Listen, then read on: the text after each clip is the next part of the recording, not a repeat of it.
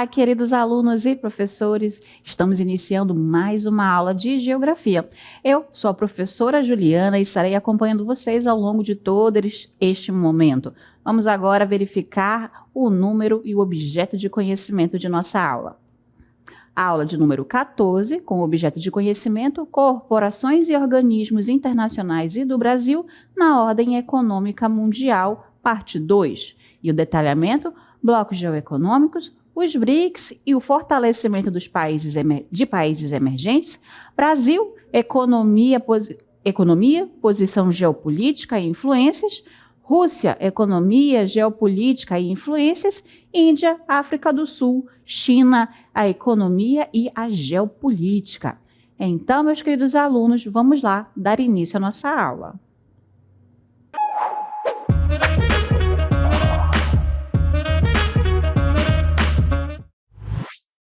Quando estamos falando dos BRICS, a gente precisa também entender que eles surgiram a partir da denominação de países emergentes.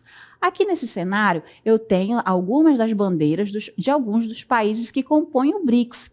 BRICS ele surgiu como apenas uma menção a um grupo de países que apresentava características de serem potências mundiais no futuro. E depois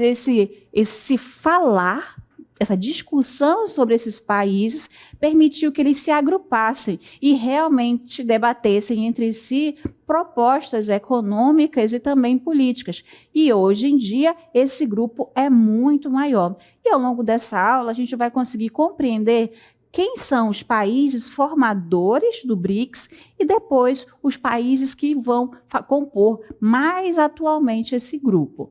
Nós vamos também entender por que o BRICS não é um bloco econômico, e sim um mecanismo internacional de cooperação. Mas primeiro nós vamos compreender o termo países emergentes. O que eles são? Olha só. Os países emergentes são nações em desenvolvimento, então eles não estão desenvolvidos, como a gente vai encontrar Estados Unidos e países da Europa, né? Os países ali que compõem principalmente a União Europeia. Então, os países emergentes eles estão num processo de crescimento econômico. Eles vão ter características socioeconômicas distintivas. O que quer dizer isso? Que ao mesmo tempo que eles têm destaques econômicos, eles também sofrem com desigualdades sociais. Então, esses países demonstram estágios intermediários de desenvolvimento. Então, eles podem ter um destaque no setor industrial, alguma habilidade significativa na exportação, um grau de dinamismo econômico. Então, alguma coisa da economia ou vários itens da sua economia, da sua exportação, chama a atenção. No entanto, esse país não está completamente desenvolvido. Ele necessita ainda emergir, ou seja, ele precisa ainda se desenvolver. Então, a gente vai ter como ideia essas características para a gente conseguir compreender quais são os países que formam o BRICS, tá bom? Quais são, então, as principais características dos países emergentes? A gente começa falando do setor industrial em desenvolvimento. Então, são países que estão no processo de abrir cada vez mais indústrias, cada vez mais fábricas em seu território.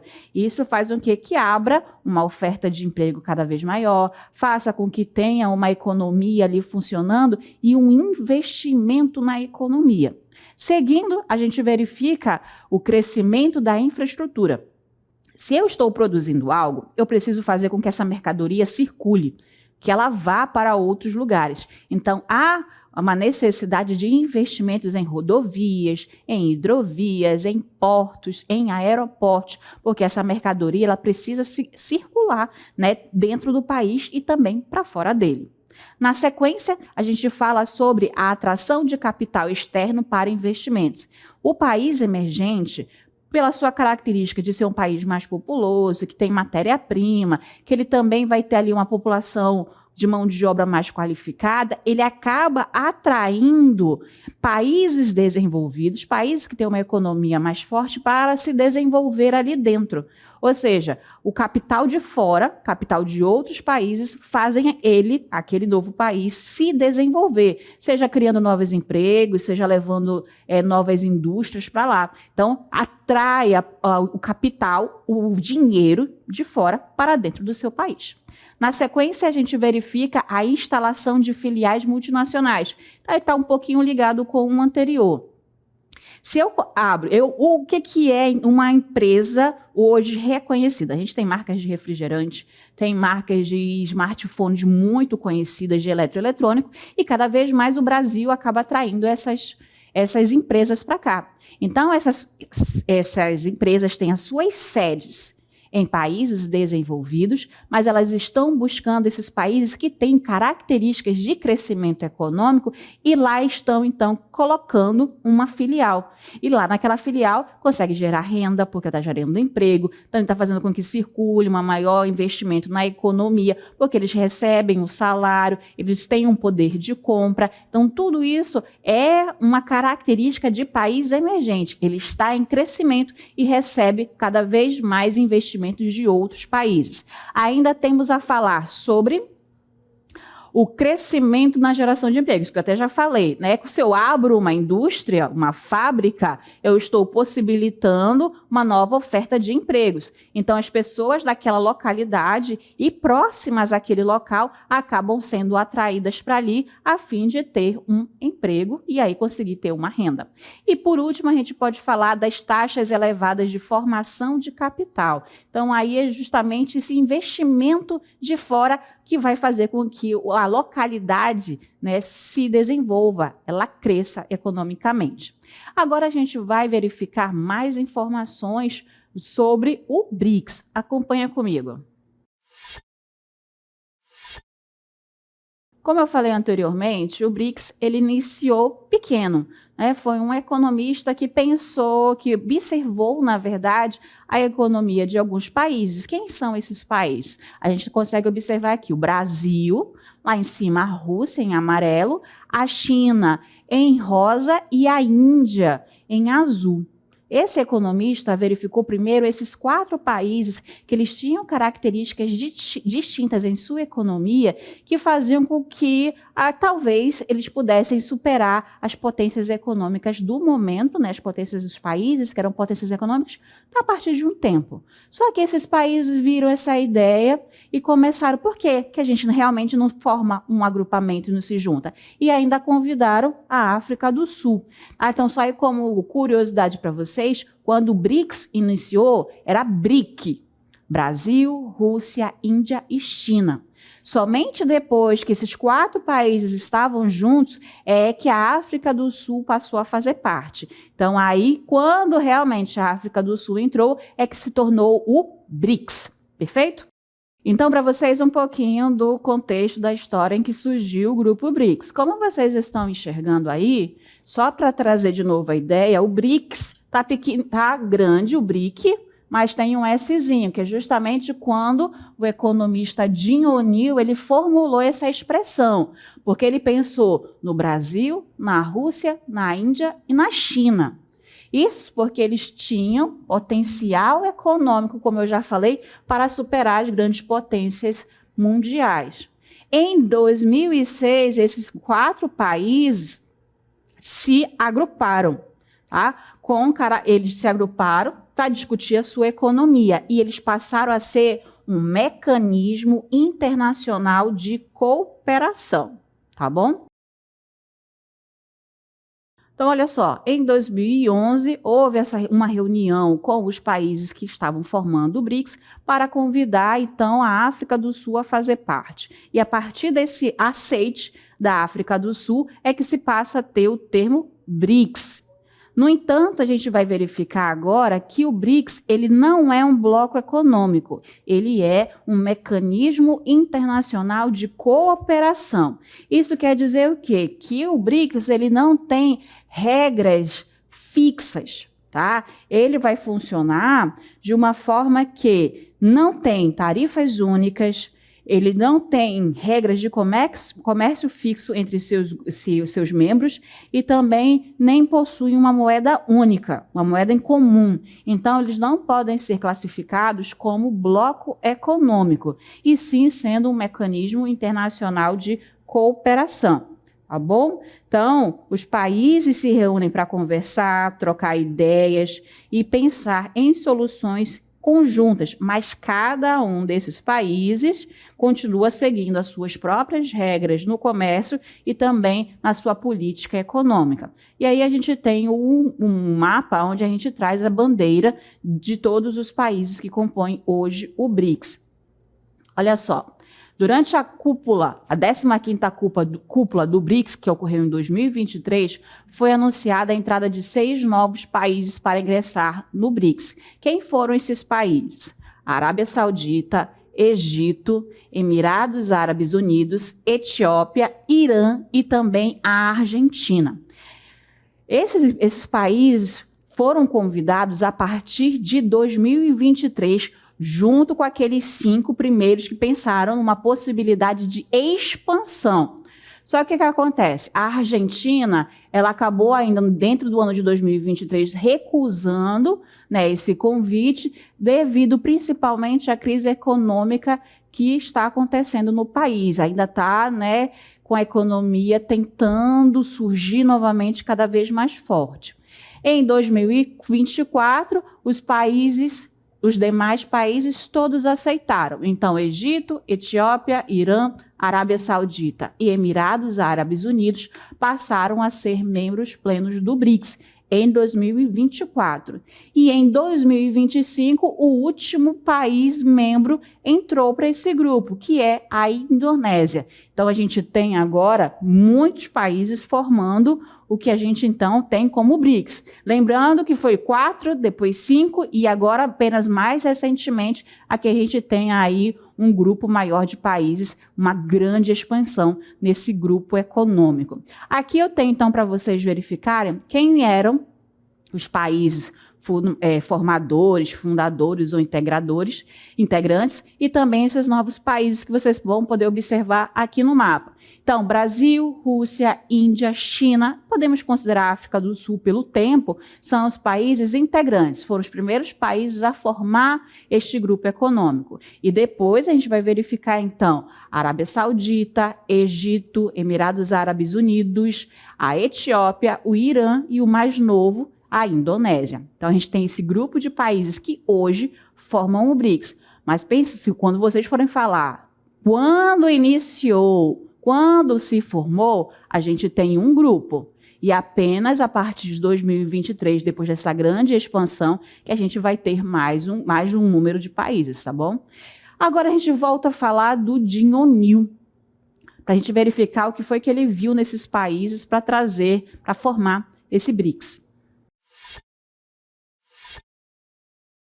Olha só, as previsões do Jim O'Neill, como eu falei para vocês, eram apenas para esses quatro países aqui, países emergentes que tinham naquele momento essas principais características. E aí ele previu o quê? Que o Brasil ele seria o armazém das matérias-primas. O Brasil é um país exportador, principalmente de insumos agrícolas e seus produtos. Isso faria com que, no futuro, de acordo com Jim O'Neill, o Brasil tivesse a possibilidade de estar exportando para o mundo inteiro.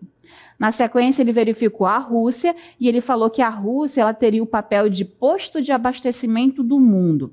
Isso porque a Rússia ela tem uma grande quantidade em seu subsolo, no caso, de petróleo e gás natural, que ela acaba vendendo, né, essa energia para toda a Europa, principalmente.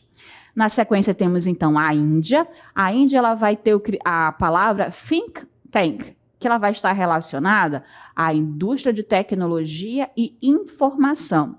A cada momento que se passa, a Índia ela está despontando cada vez mais dentro do setor da tecnologia de informação, lançamento de satélites, a produção e aeroespacial também está crescendo na Índia. Então, Jim O'Neill já previa isso lá em 2006. E, por fim, temos aqui a China. A China, ele previu que a China seria a fábrica global. A China hoje representa uma enorme quantidade de produtos industrializados feitos naquele local, né? Por isso que ela tem esse termo fábrica global. Vai desde roupas até eletrônicos. Então, a China fabrica de tudo e em larga escala, assumindo então essa característica de fábrica global.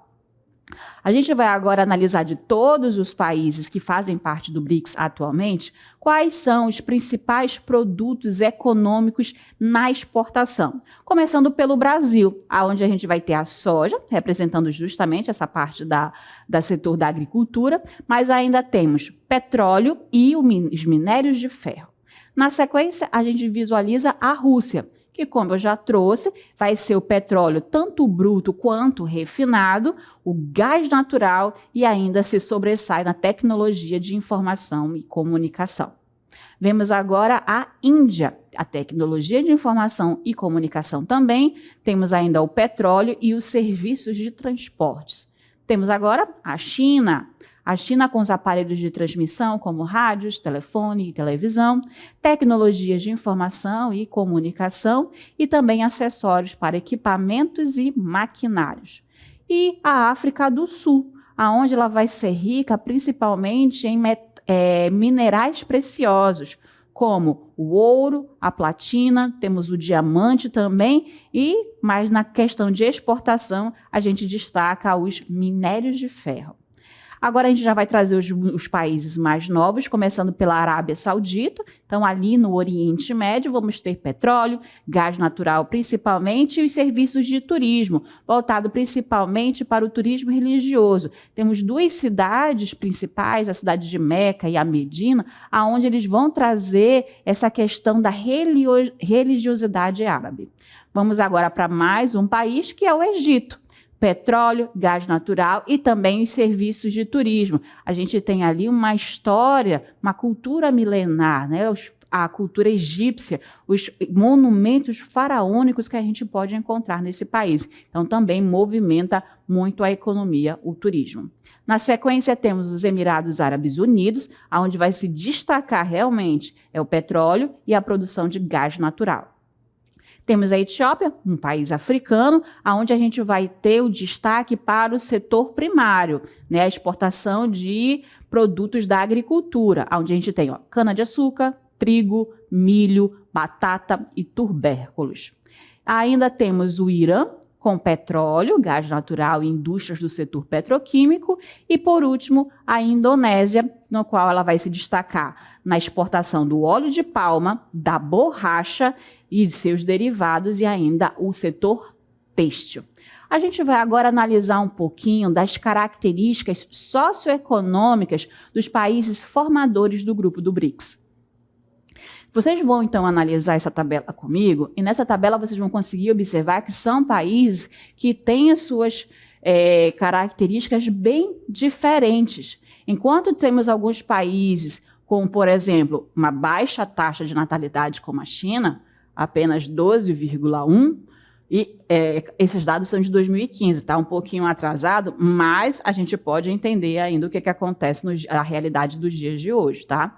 Ao mesmo tempo, eu tenho a África do Sul com uma taxa de natalidade de 21,3%. Então, olha como eles estão juntos por causa da economia, mas eles apresentam muitas divergências sociais.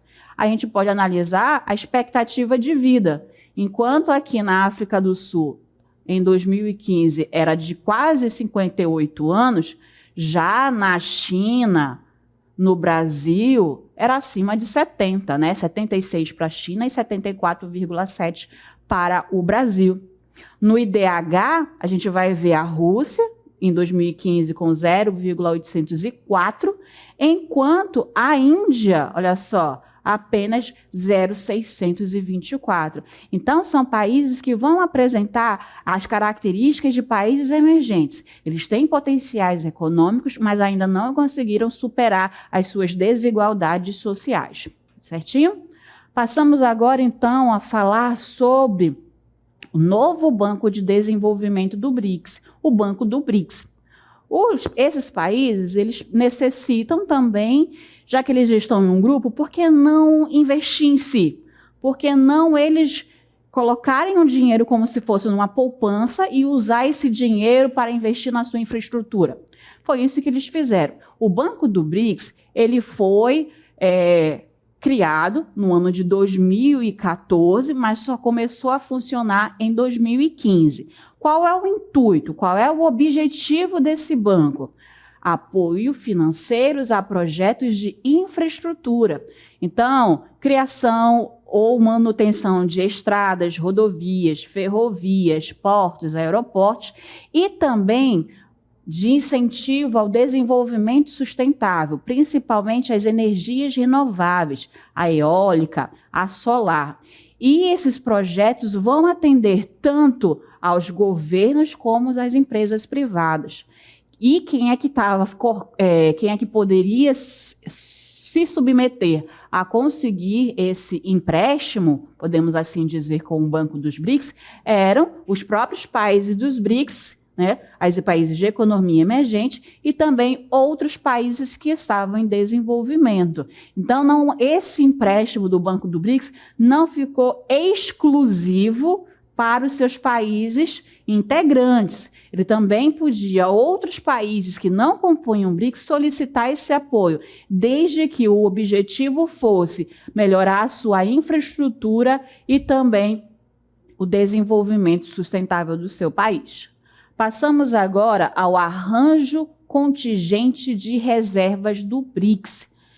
Esse arranjo, que foi em 2014 também, que ele acabou sendo estabelecido, como já diz o nome, contingente de reservas. É para, de repente, um momento em que aquele país está em crise, está com alguma dificuldade financeira, e aí, nesse caso, só os países do BRICS é que podem solicitar essa ajuda, tá? Então, olha lá. Para prevenir pressões de curto prazo no balanço de pagamento, fornecer apoio mútuo e reforçar a estabilidade financeira. Então, o país está passando por alguma crise que ele não consegue efetuar o pagamento do serviço público, ele não consegue fazer com que a economia funcione, ele está em um momento de instabilidade financeira. Então, ele pode recorrer a esse arranjo contingente de reservas. Para que é isso? É para reforçar a rede global de proteção. É uma ajuda entre si, é um arranjo entre eles, tá ok? E ainda a gente vai verificar a forma que eles colocaram as suas contribuições. Cada país contribuiu de acordo com a sua economia. Aquele país que tem uma economia mais forte contribuiu com mais. E aqueles países que têm uma economia mais fraca ou uma economia em desenvolvimento contribuíram com uma menor quantidade. Como vocês podem ver nesse gráfico, a China foi o país que mais contribuiu, com 41 bilhões de dólares, para poder começar esse fundo de contingência. A gente tem Brasil, a Rússia e a Índia contribuíram com um valor menor, mas ainda assim considerável, de cerca de 18 bilhões de dólares. A África do Sul, que no momento da criação era o país com uma menor possibilidade de retirar riquezas do seu país para poder formar esse fundo, contribuiu com apenas 5 bilhões de dólares. Mas vocês podem perceber que foi proporcional. Todos os 5 participaram e ainda tem essa possibilidade de contribuição para poder fazer com que o seu país, caso em algum momento necessite de ajuda, de um auxílio, recorra a esse arranjo de contingente e possa permanecer forte ainda no mercado mundial. E a gente vai agora fazer o destaque de 2 países do BRICS, trazendo primeiro o Brasil. O Brasil, na questão da geopolítica, se a gente analisar todos os países do BRICS, é o único país da América que faz parte desse agrupamento econômico. Então, a posição dele é estratégica. Ele une os outros continentes ao continente americano. O Brasil também é um país agroexportador. Ou seja, ele exporta, ele vende para outros países produtos da nossa agricultura. Tanto é que, por isso que ele foi chamado pelo John Neal da fazenda mundial, né? Exportador de matéria-prima, exportador de agricultura. E o Brasil vai ter a soja, o milho, ainda temos a criação de gado, né? O setor pecuário também vai despontando. Então, o Brasil ele tem esse contexto geopolítico mais forte, ele é estrategista, tanto por estar localizado, ser o único aqui na América, e por manter boas relações com os demais países. O Brasil ele tem a característica de ser um país mais acolhedor. Então, ele respeita as diversidades, respeita melhor as diversidades culturais, étnicas, que aqui se encontram e também com as quais ele se relaciona. É um país que possui uma boa diplomacia internacional, fazendo com que haja acordos econômicos com diversos países. E eu trago também a questão da Rússia, ou Federação Russa.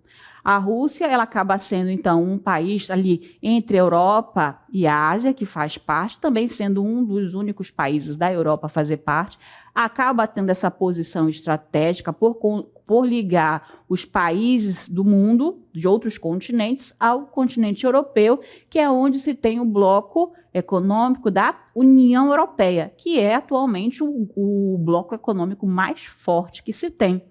Então, ele liga, apesar da Rússia não fazer parte da União Europeia, ela está ali, ocupando aquele mesmo espaço. A Rússia ainda ela vem de toda aquela história da Guerra Fria, da União Soviética, então ela detém ainda um poder militar muito forte. E isso faz com que, apesar da economia não ser forte demais, se destacar como a dos Estados Unidos, como a do Japão, é um país que, não vou usar a palavra ameaça, mas que ele está ali demonstrando seu poder. E isso faz com que, então, se tenha um maior cuidado ao se relacionar com a Rússia, porque é um país que pode ter algum problema diplomático, como na Ucrânia. A gente tem acompanhado ao longo dos últimos anos um conflito armado entre a Rússia e a Ucrânia devido a questões que se fala sociais e culturais, mas na verdade se sabe que isso é devido a questões econômicas. A Ucrânia, durante o período da União Soviética e pós, é um dos países ali do leste europeu que em segundo lugar vem logo depois da Rússia. Então é um país que tem ali uma possibilidade de crescimento econômico forte. No entanto, desde 2022 vem sofrendo com esse conflito armado e o país se apresenta completamente instável.